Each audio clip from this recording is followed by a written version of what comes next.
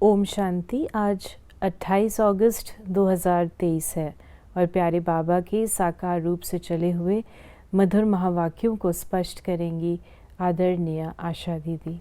ओम शांति दीदी। बाबा ने कहा, मीठे बच्चे, निश्चय बुद्धि विजयंती, निश्चय के आधार पर ही स्वर्ग की राजाई के लायक बन सकते हैं। पहला निश्चय चाहिए कि भगवान टीचर बनकर हमें पढ़ा रहे हैं।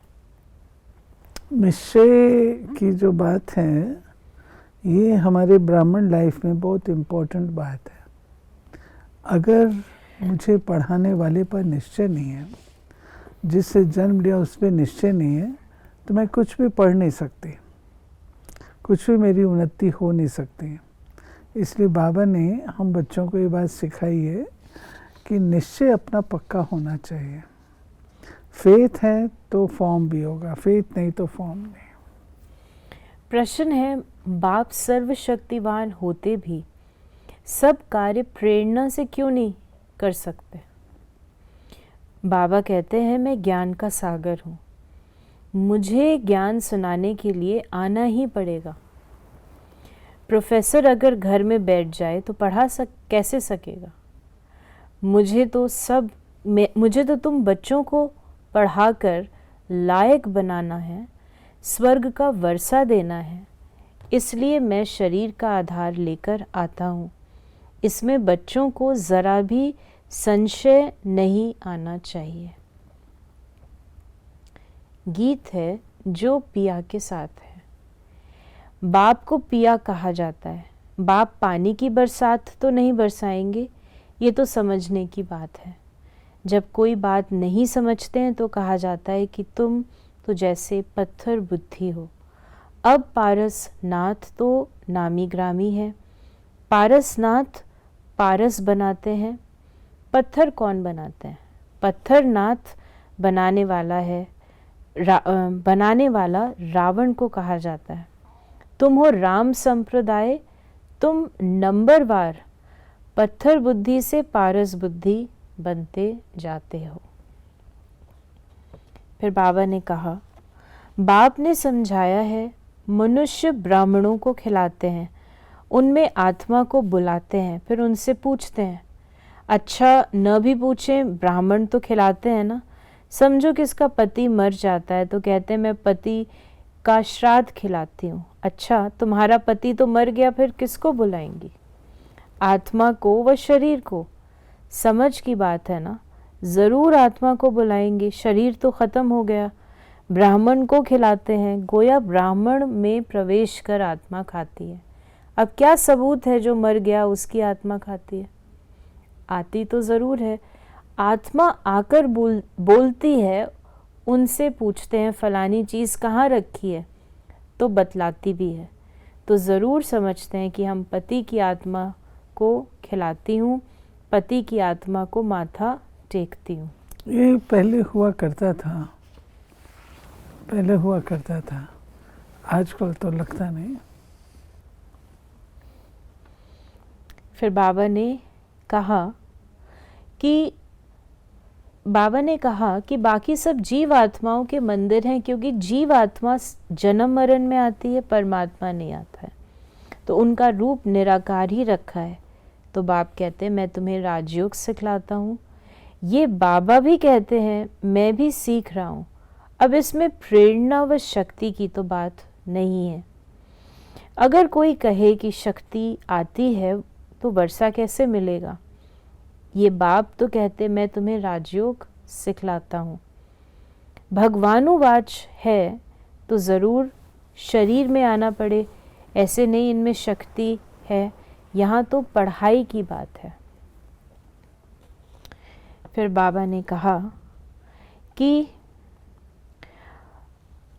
कहा कोई में बुरी आदतें होती हैं।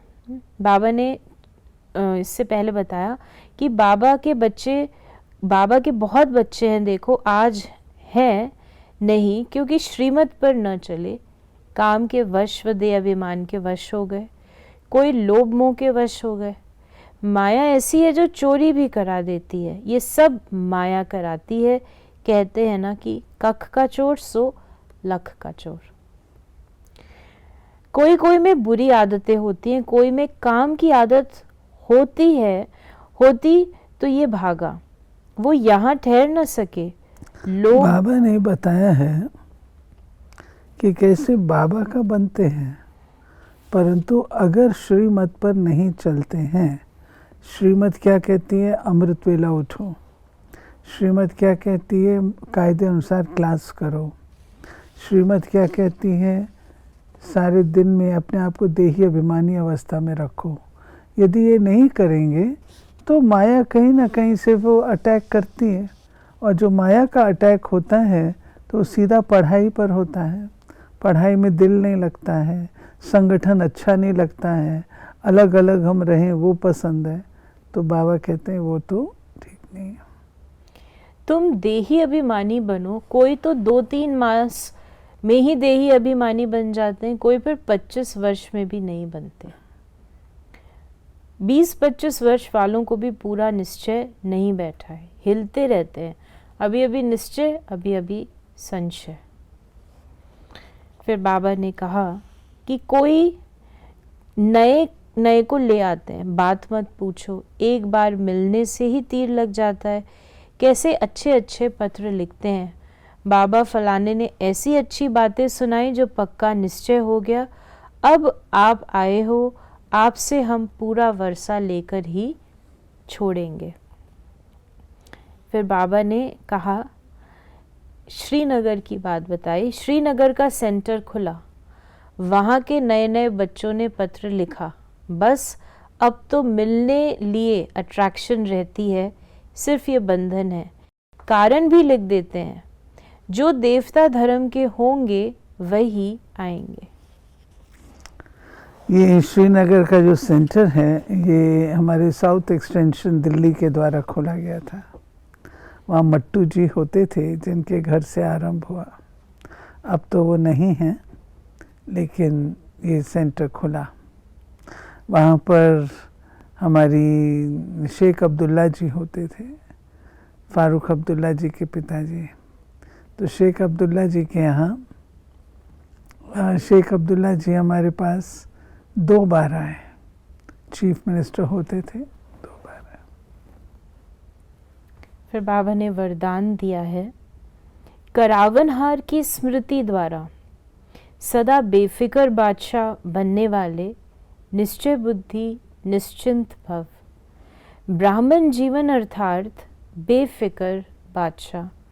जैसे ब्रह्मा बाप बेफिक्र बादशाह बने तो यही गीत गाते रहे, पाना था सो पा लिया, काम क्या बाकी रहा।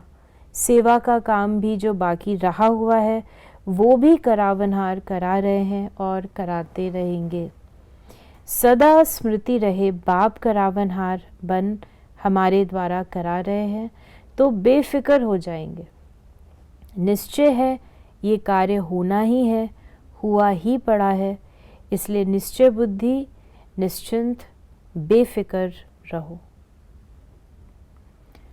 और स्लोगन है, अपनी सर्व कमजोरियों से किनारा करना है तो बेहद की वैराग वृत्ति को धारण करो। जब आपको बेहद का वैराग्य आएगा, आपका मन मानेगा, तब तो आप अपने ऊपर पुरुषार्थ करेंगे। तो ये थे बाबा के आज के मधुर महावाक्यों का स्पष्टीकरण। यदि आपके मन में कोई भी प्रश्न है तो उसे आप मैसेज करें 8826599309 पर। ओम शांति।